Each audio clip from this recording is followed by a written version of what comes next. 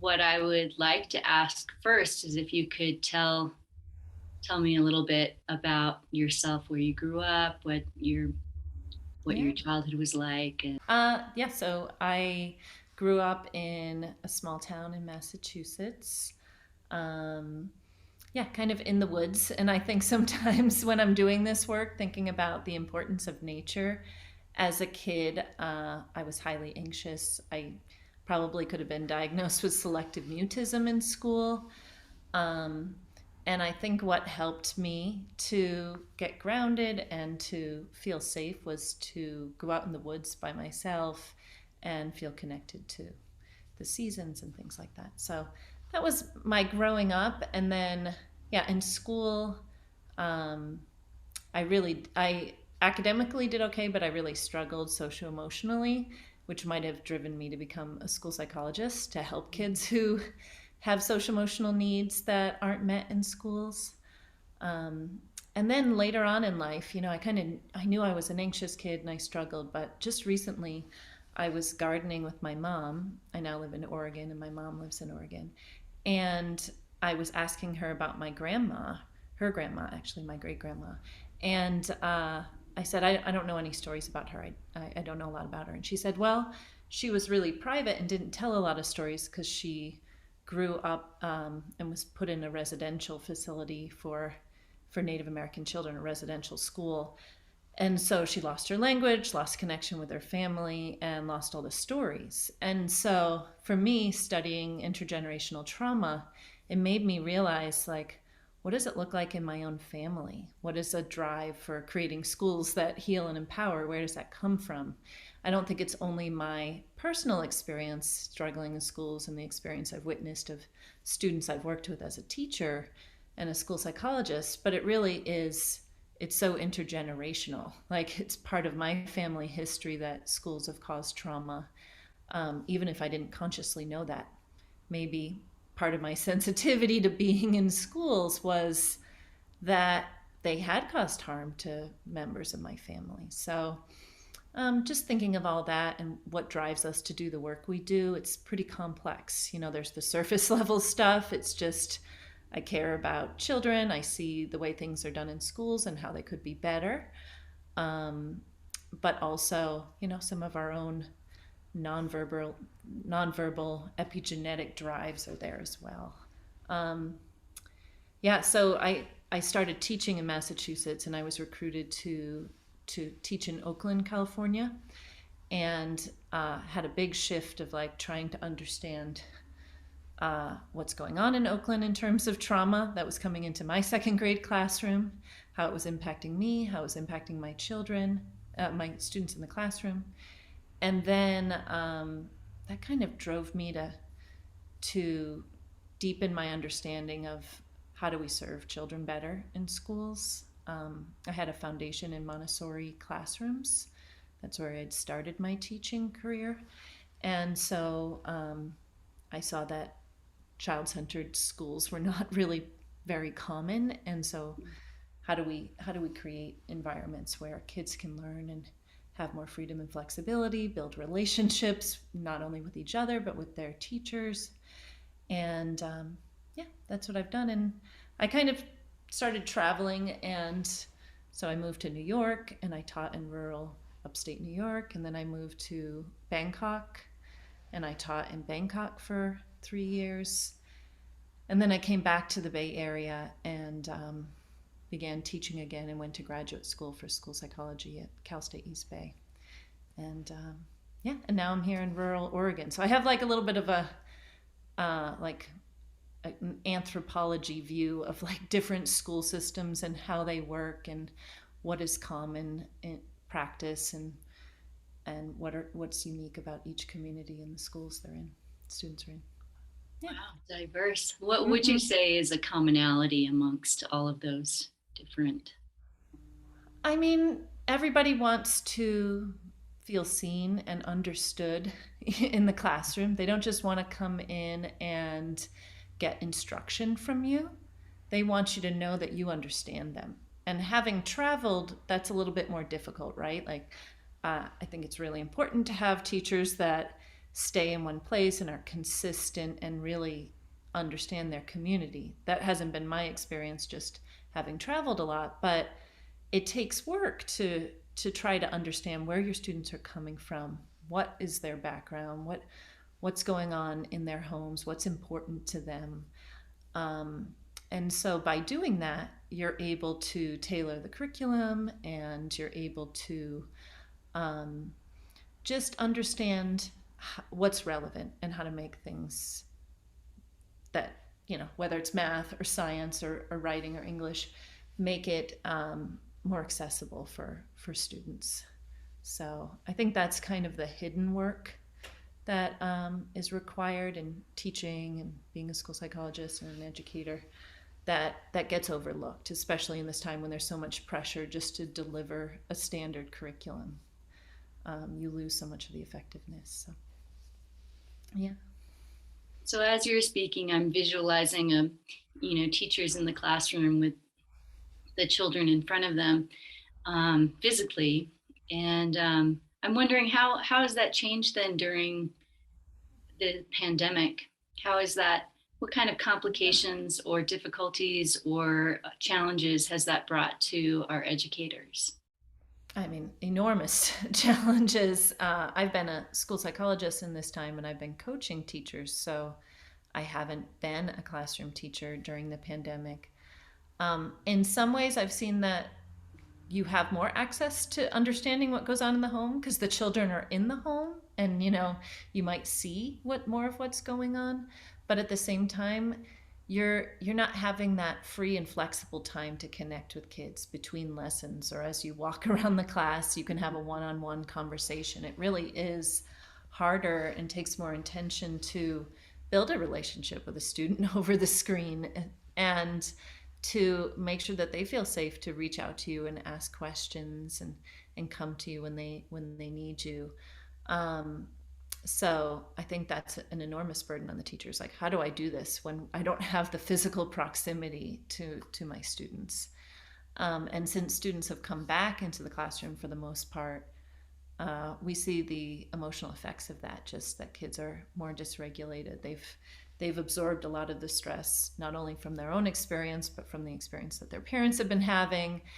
And then there's a lot of pressure that kids have fallen behind, so they have to catch up. So less time is taken to form those relationships and build those connections because everybody feels like they're under pressure.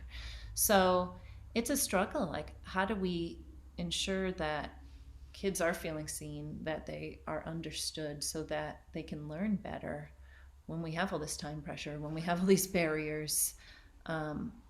It's nuanced, and each community is different. You can't create like a script of here's what you do to support kids, because every place is different. Right, and you're talking about supporting the kids, and I'm wondering, we're actually all in this together. Mm-hmm. And even our educators are under enormous amounts of stress in their personal experiences. And I'm just wondering, is there an expectation placed, you think, on teachers to be the providers and the leaders and the givers of this support to the children, when in fact they're sort of in, I don't want to say desperate need, but maybe some are of those sort of emotional supports for themselves, needing to refuel their tank for, Exactly. to I know as a teacher that wasn't part of the job for a very long time. It's becoming part of the job now, hopefully a little more, but for so long, our focus was solely on the needs of children that we forgot about our own needs, or weren't able to make enough space for that. Um, and there's so much urgency to the work. Like, there's always the pressure of there are kids that are falling behind. You have to help them succeed. There's always pressure to do more with less time. And there's a lot of accountability there. So it gets in the way of teachers making time and space to address emotional needs. Like, when I was a classroom teacher, we'd have a lockdown at the school. Something really terrifying would happen. I've spent hours on the floor with second graders while there was a gunman outside. You know, like that's horrifying. And then a few minutes later, when the threat was over, they would ask me for the attendance and we wouldn't talk about it again. And I'd go home and be like, have to talk to my partner at the time, a friend, like, this happened. I was terrified, Um, and to not hold that emotional space and to just ignore it, over time, you just kind of become numb to your own emotional needs. And if you're not in touch with your own emotional needs, how can you really hold space for somebody else's?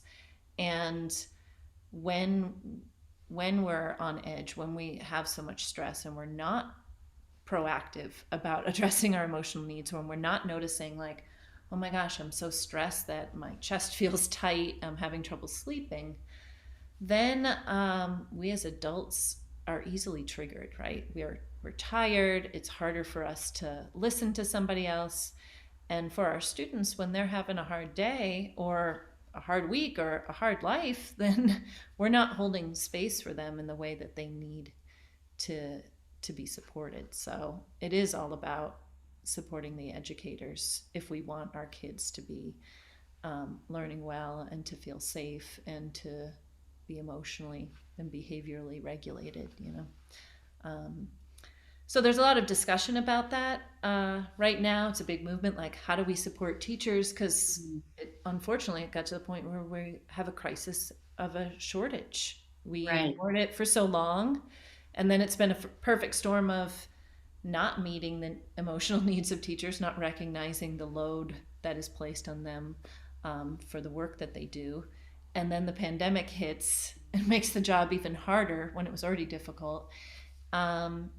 And then we're left in a crisis where some schools have to close one day a week because they don't have enough staff. Where we're putting people in the classroom who have no training to be teachers because we can't find anybody else. The school district I worked in was incredibly difficult to work in the Bay Area, and their solution was to go overseas and bring teachers from other countries, which temporarily fulfilled like a need to have somebody in the classroom, but there were huge challenges to that. And it wasn't ethical. We weren't addressing the bigger need there. Why were teachers leaving? So at that point in my career, that was about 4 years ago, I'd been training schools in trauma informed practices, in like compassionate discipline practices, things like that.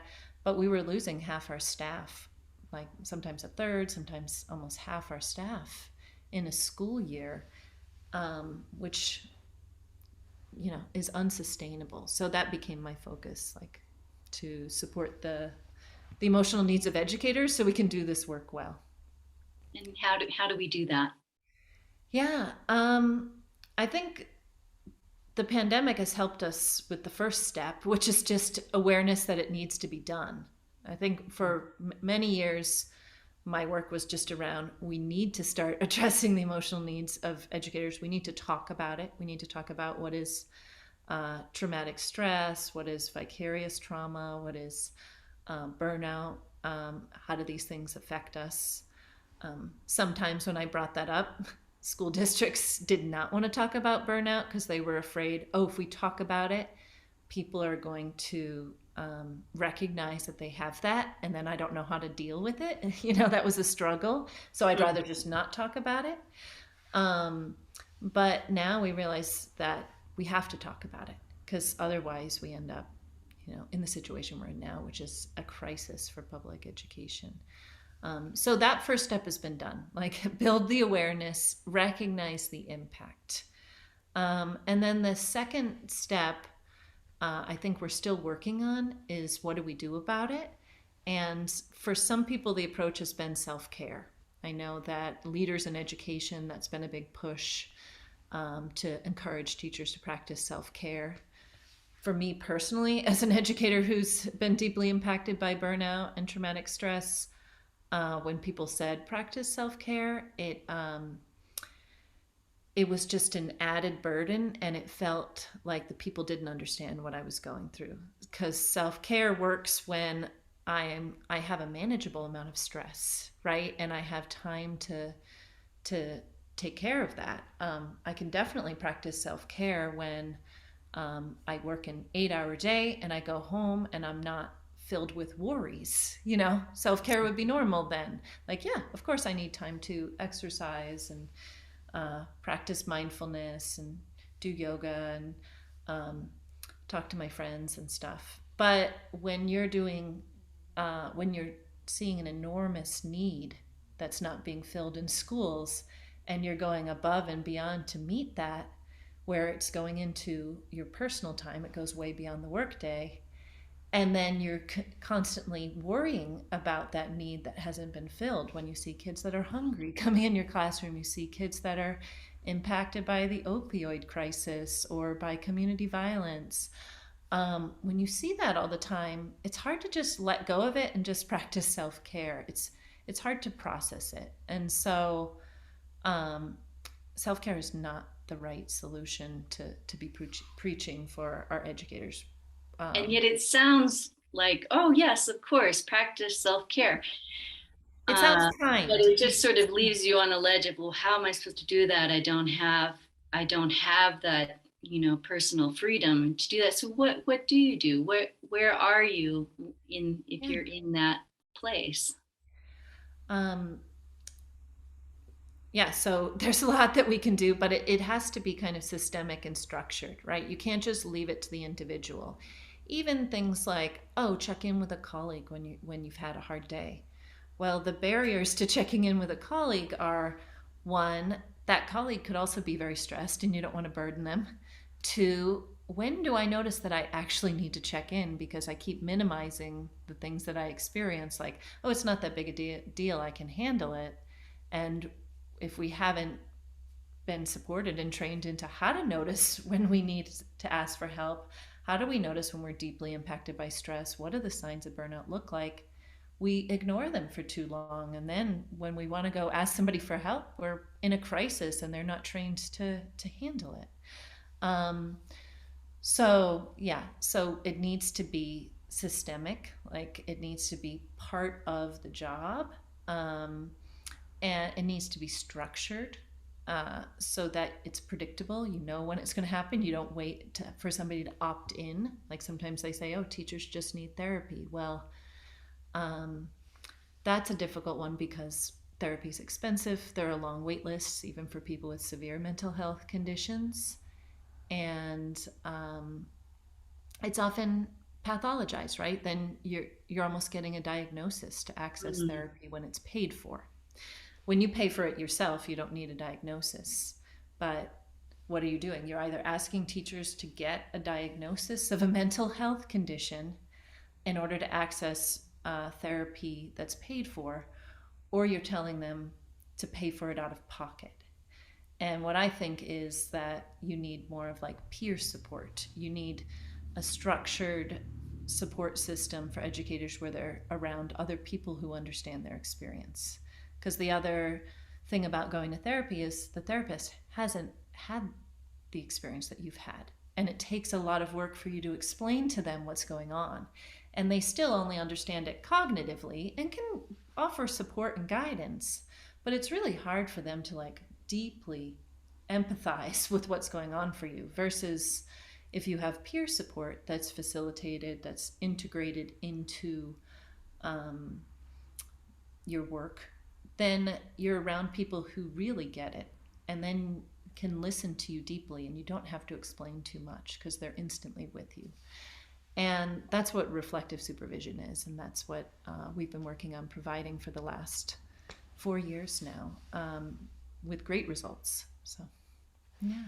So if I'm searching for that kind of peer support, how do I find it? Yeah, that's been a tricky thing because it's not a common practice yet. So for us, we integrated into our trauma informed certification program because we can't be talking about heavy topics like trauma without giving teachers emotional support, especially teachers who've had trauma histories themselves and are talking about how that drove them to do this work. We have to hold space and acknowledge that. Um, so for a long time, we integrated it into our program. It was a college level course that teachers took, so they got graduate credit for it. Um, and so now we're creating it as a standalone program to offer trauma informed reflective supervision for educators. And they can find resources with us, but we're a small group. So, what we're really trying to do, we don't have the capacity to like provide reflective supervision for enormous school districts alone. But what we can do now is take the model of reflective supervision that's designed specifically for educators and train people to provide that service to their community and their school district. So that's been a shift in the work that we do at the Center for Cognitive Diversity. We're focused on trauma informed trainings and certifications for educators to elevate the profession. And now we're working on training people to provide peer support for one another. What does it look like? What's the structure? How is it set up? How do you run groups? So that we can have enough people to really push through and say that this should be part of the job. You can't say that school districts should provide something that they don't have people trained to provide. So before we get to a point where it's common practice in the profession, we need people who can do that work, and that's where we're at now. You're on the leading edge of. We're trying. Can you give an example of what a reflective supervision session might be like? Yeah, sure. So we meet monthly with groups of up to 5 educators. And sometimes we have groups for administrators, like a group of principals come together, a group of teachers, or sometimes specialists like mental health professionals who work in schools. And would these be people, I'm sorry to interrupt, in the Yeah, same schools, school districts, or are they from around the country? yeah. Do they know each other?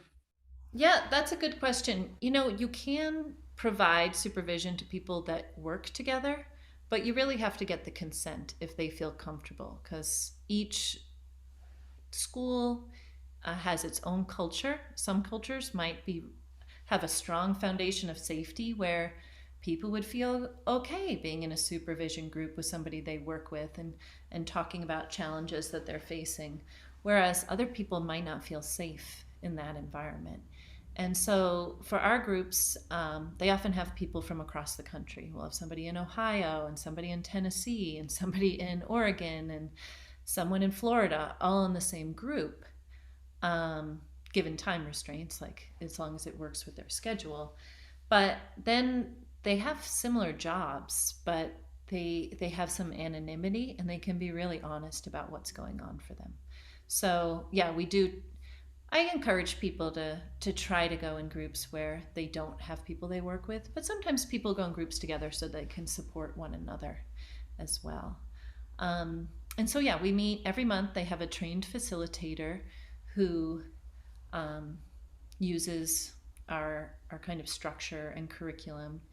And we just kind of go through, we share wins, we share things that are going well, mainly because you get so focused on the challenges, it's hard to see the things that have been the successes. So we really ground ourselves in that, and then we check in with ourselves. We use a tool, we use a self-assessment tool I've created, plus some different readings to kind of look at how are we impacted in this time.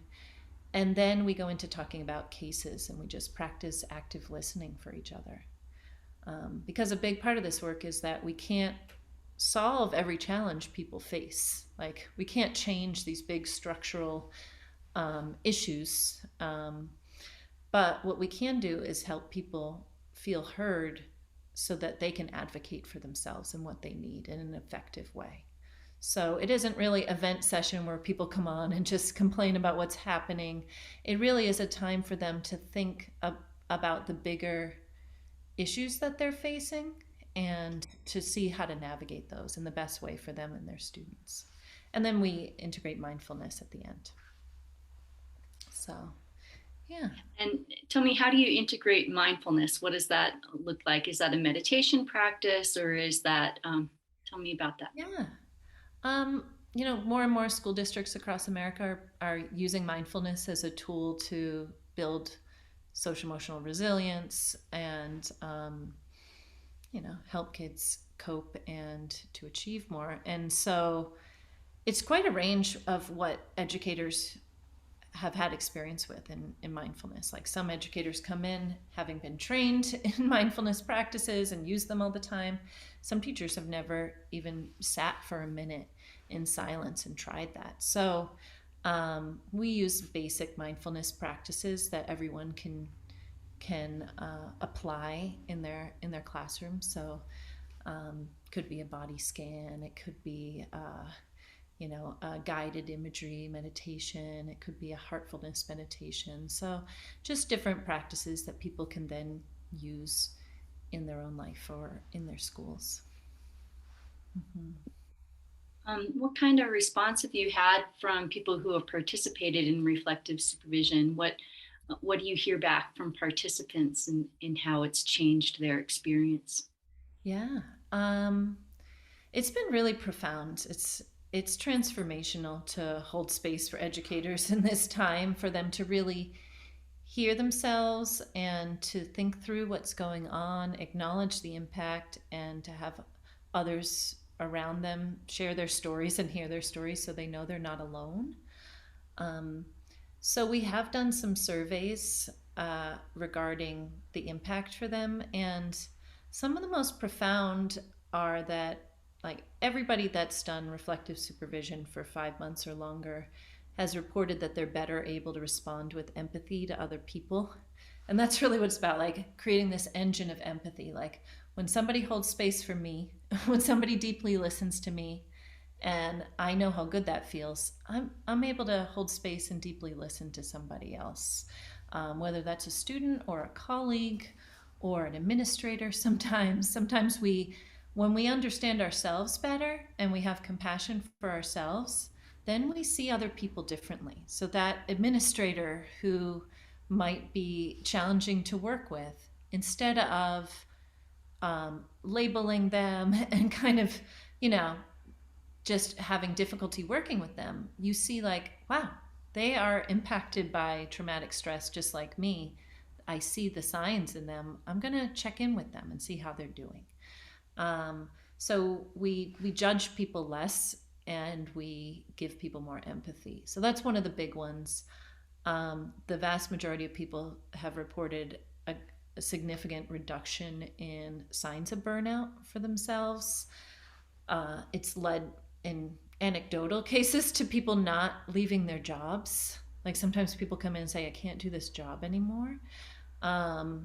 It's too much, or I feel so bad about the way I've been teaching that I don't want to be in the classroom anymore. And when they realize that there's a path forward, that there's a way to take care of themselves and to change the way that they're teaching, then they have more hope. So some of the others are that, they stay in the job, their burnout reduces, they're able to respond with empathy to others, they have more practices in social emotional habits that they do, that they can continue on day to day. I think that it's an amazing practice, and not only that, we're sharing stories, so we're able to implement some difficult work, whether it's talking about anti-racist practices in schools, which is really difficult in this time, or it's talking about how do we do trauma-informed work in an environment where that's not really done in schools.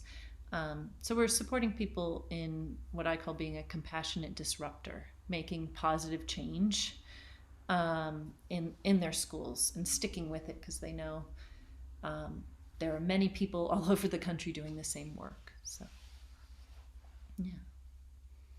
You mentioned a couple of keywords that keep coming up, and I'm wondering if we can bring everyone onto like the same definition page of what is traumatic stress and what is burnout. What Mhm. what would you say the definitions of those are? And if I'm looking at myself, how do I recognize if I'm Yeah. seeing those symptoms? I think it takes some time and there's various definitions. I think it starts with our society understanding what is trauma. And for a long time it was, oh, if you went to war, that's trauma. If you um, medical doctors would define trauma as a physical injury, a severe physical injury.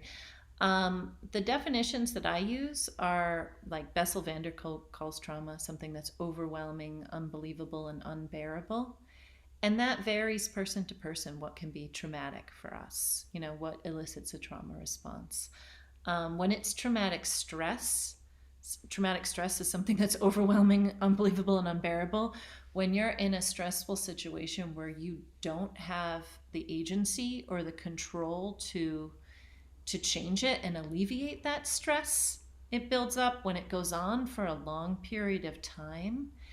And when you're feeling like no one else understands that you're experiencing that, when there's an absence of supportive relationships, when you have those three things, either as an adult or as a child, it's going to be harmful for your emotional state, for your mental state, and for your physical state when it goes on for so long. So it's not only just something is intensely stressful, but it's intensely stressful for an extremely long period of time. You don't have the support you need, and you don't have a way to do something about it. And that's just a basic human need, that we need those things. And if that occurs, if you're experiencing traumatic stress for a very long period of time, it can lead to burnout, which is just really a collapse of our physical, mental, and emotional states. So, some people don't realize they're burned out until they go to the doctor and they realize their blood pressure is through the roof, and their doctor has to put them on medication. Some people don't realize they're burned out until they start experiencing severe migraines. But we want people to notice, like, what are the signs ahead of time, and they are pretty nuanced. I'd recommend, for me, one of the best books that helped me understand traumatic stress was Trauma Stewardship by Laura Vandernoot Lipsky. So she outlines 16 signs. We also have our dynamic empowerment tool where you can measure, like we've designed that, like, to look at the different signs of traumatic stress, to measure them in yourself, and then to look at your factors of resilience, whether it's supportive relationships and agency, and your practices, your self-care practices. Um, and then you can get a picture of where you're at and what you need. Um, I'm so glad you brought that up, Mhm. because I really wanted to go there and hear more about that assessment tool that you've created, and the four quadrants, of general placement. And if you could go into explaining what those are, and how they manifest themselves in individuals.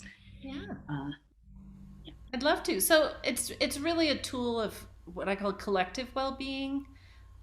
Being a school psychologist, I noticed that when the system is broken, when things aren't going well in the environment, it's much easier to find the individuals who are more sensitive to it and say there's something wrong with them than it is to change something that's so abstract, right? So for so long, when something is going wrong, like in schools, if a child comes in and they are like experiencing abuse at home or a lot of instability, and they come in the classroom and they're just dysregulated and they're telling everybody no, or they're yelling, we look at the behavior of the child and we're like, something's wrong with that kid. And too often that child will get diagnosed with oppositional defiant disorder or things like that.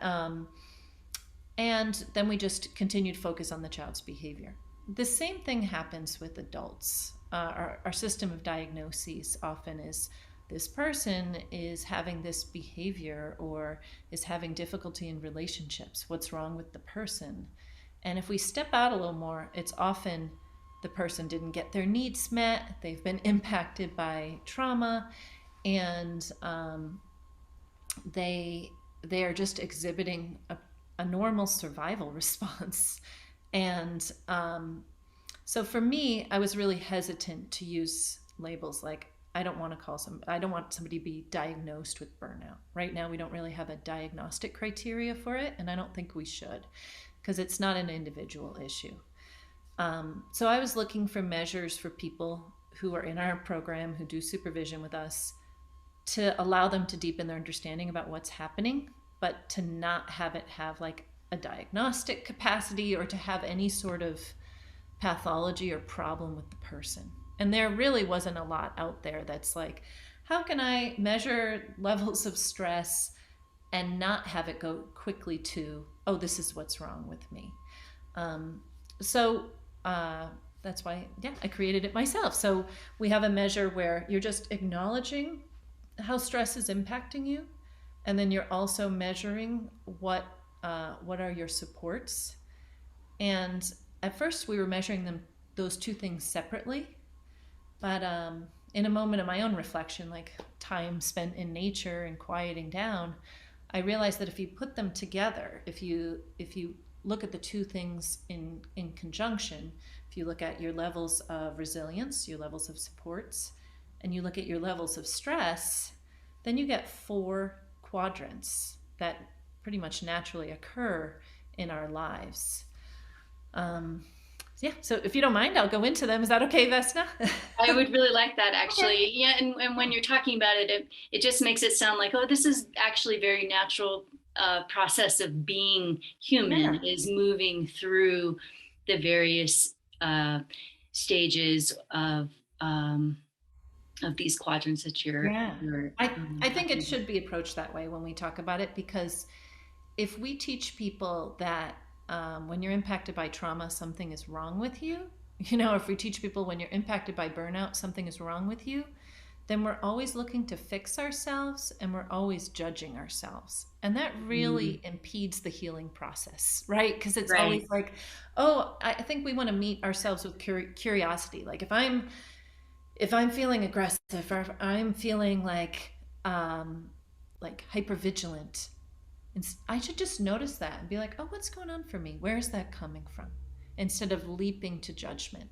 So the same thing here. So the 4 quadrants, if you have high levels of resilience and low levels of stress, that like upper quadrant, we call that empower others. That's when you've got surplus supports, right? Like you don't have a lot of demands in your life. You are practicing self care. You've got access to agency and supportive relationships. It feels good. But that quadrant is really about like, don't keep focusing on yourself. If you've got that much surplus resilience going on, then the most important thing for you to do is to reach out and serve other people. Like connect with others that may not have that surplus resilience right now. Whether that's in your family, whether that's a colleague, whether that's somebody in your community, maybe that's somebody globally. That's a really important thing for human beings. Like if life is going well, if you don't have a lot of stressors, you need to feel connected to others, and you need that ability to take action and support other people. That's what makes you feel good, not buying more things or practicing more self-care. Just it's not going to be fulfilling. So that's empower others. And then you go when you have high levels of resilience but high stress, where many of us function in when we have a demanding job and maybe family responsibilities. When you're in that quadrant, that's called empowered. And what's going on there is that you're actively living life, really. You have the tools you need to handle what's on your plate. You can manage the stress levels, even though they're present and maybe fairly intense. You have the support system and the access to being able to do something about your situation to handle it in a healthy way. And right then it's just important for you to monitor yourself and notice like if suddenly you get more demands in your life, or if suddenly your support system changes, you might need something else. You might need more support from other people. So just keeping an eye on yourself then. And then the next quadrant is when we have low levels of stress, but we also have low levels of resilience. And we call that empower yourself. And that really is that self-care quadrant. That's that state where you might feel depleted. You might feel like emotionally numb, like you've just had a long school year and you're finally off on break. But you need to recharge. Like you've disconnected from your support system, or you haven't practiced, you haven't exercised in a long time, and you just feel like doing so might feel selfish. Like that's a big barrier for people, is that they get stuck. They're in that state, but they continue to think, oh, I should be helping other people. Well, no, you're in a state where it's your responsibility is to make sure that you are okay. Um, and so taking the time to do that is really important, because that replenishes you and helps you to stay resilient in the face of challenges. And then the final quadrant is seek empowerment. And that's the state that we're in when we have way more demands and stressors than our ability to manage them. Um, and when that happens, we can't do it alone. Like there's a myth of like this individualistic society that you just pull yourself up by your bootstraps and take care of it. But if you have experienced a significant loss, if you have had to be responsible for a huge number of people for a long time, and you haven't gotten to take care of yourself, and then a crisis happens like the pandemic, you really can't manage all that by yourself. And it's been hard for people to admit that, right? Like it's hard for people to say, like, I need help, because it's seen as a weakness, or it's highly stigmatized in our society, or they're surrounded by a bunch of other people who need help and there really isn't anybody with surplus resilience around to lean on. All those different challenges make it hard.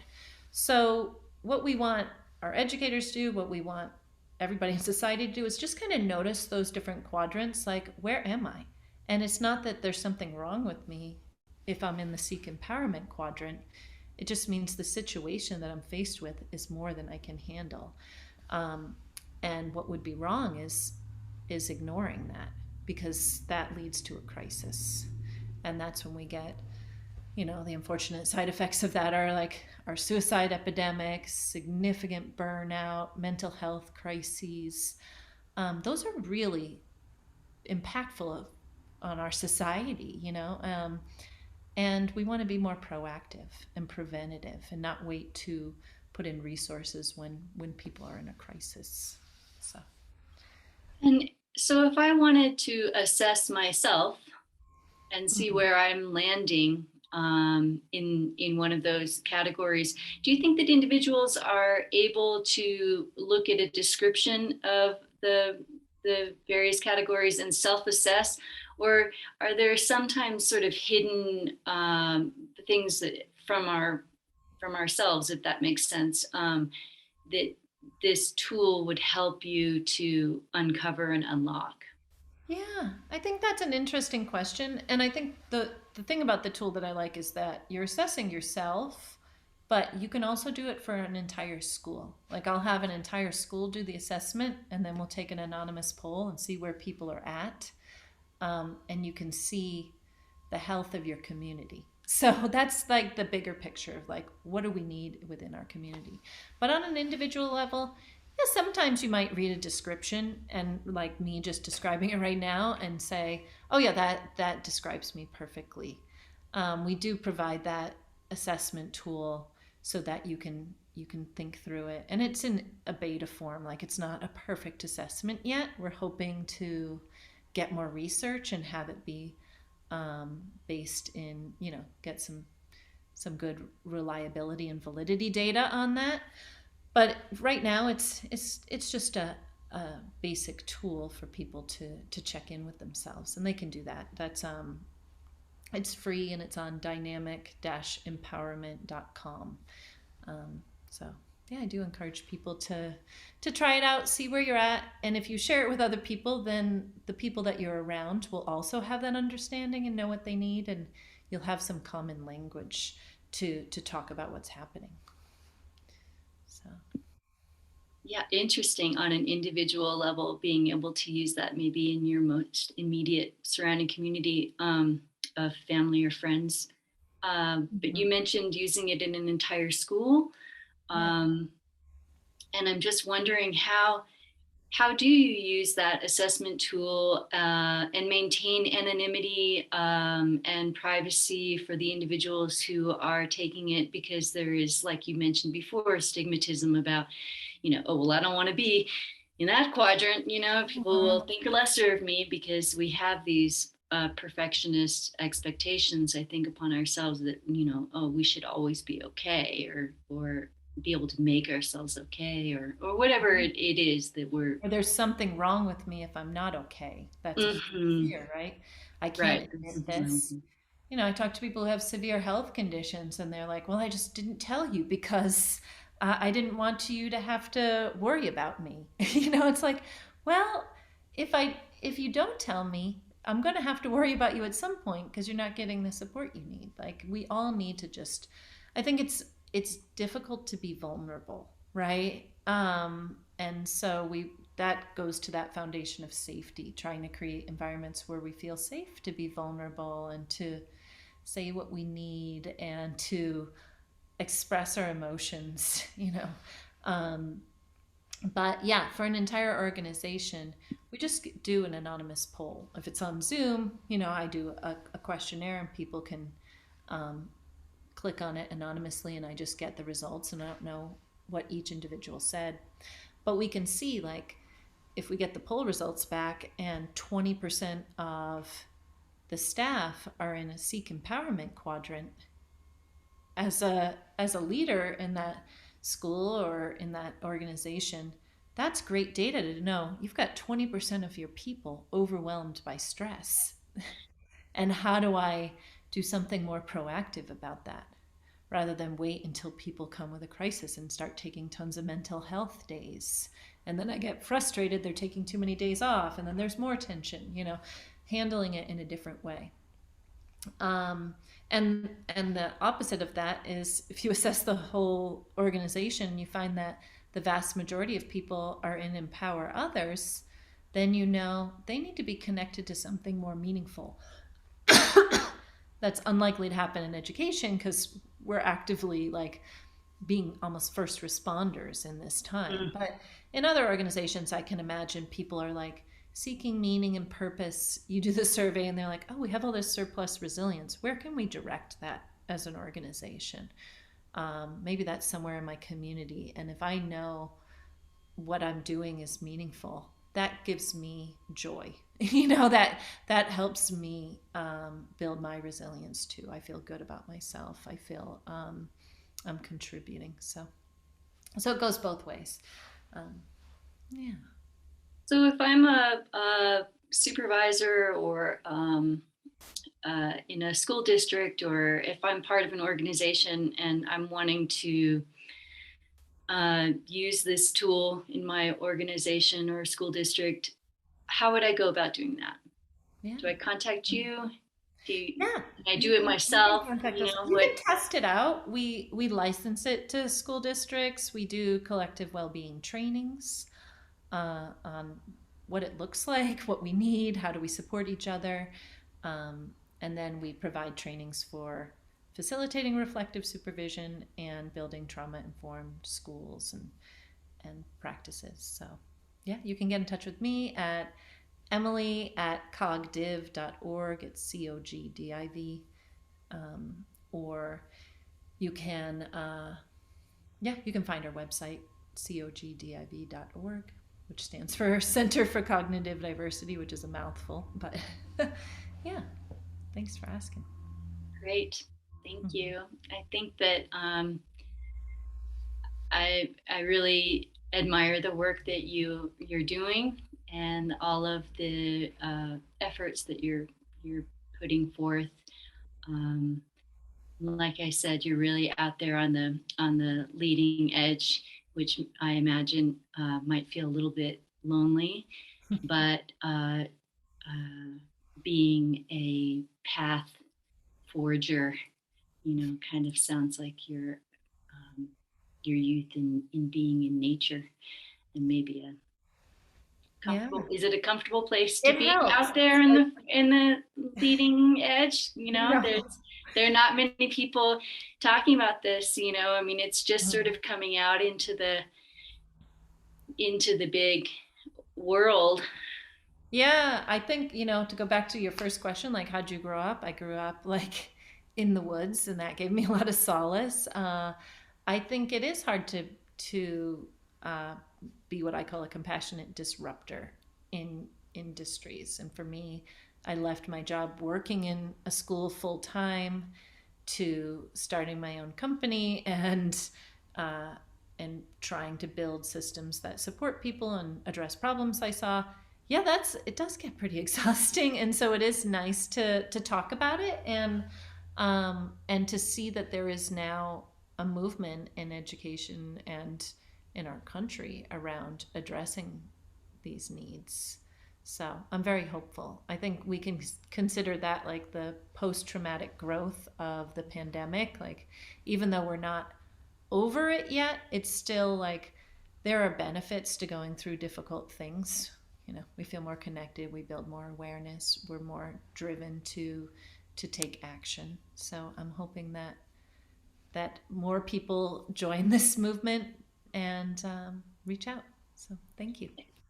And if I can ask you just on a personal note, how do you take care of yourself when you're feeling overwhelmed or unsure or whatever the obstacles are for Um, yourself? you know, uh, I used to work in a place where I had a 3 hour commute sometimes, some days, sitting in intense traffic in the Bay Area, outside San Francisco, and it was brutal. And I was trying to be a mom, raise my daughter. Um, and I realized that I couldn't do that forever. And so that's when I moved to rural Oregon, to Ashland, Oregon. And I think that has helped a lot because I don't have a commute anymore. When I go to schools, it's very close by. The drive is easy. So I think it's recognizing what has caused me stress and trying to eliminate that. I have a supportive family that believes in me. So when I took a leap and said, I'm going to quit my job and do something different, they were there for me even when it was hard. Um, and then I do practice mindfulness, and I try to be in nature, and yeah, I have my own supervision. On Monday, I provide supervision to other people, but I can't do that without getting my own.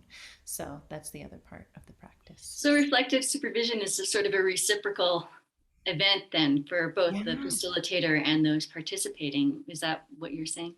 Absolutely. Yeah, it's completely reciprocal. There's not a real hierarchy. You have a facilitator, but that facilitator can join a group and be a participant, and then a participant in another group can go and be a facilitator, because it really is just one person who's going to hold space so everybody else can kind of relax and just be. Doesn't have to be a therapist. It really just needs somebody who understands how to actively listen and ensure that people feel safe. So yeah, so I need that too. I think we all do. Yeah. Yeah. Well, thank you, Emily, for taking so much time with me Yeah. today. I really appreciate your sharing all that you're working on, and I feel like we've really only just scratched the surface.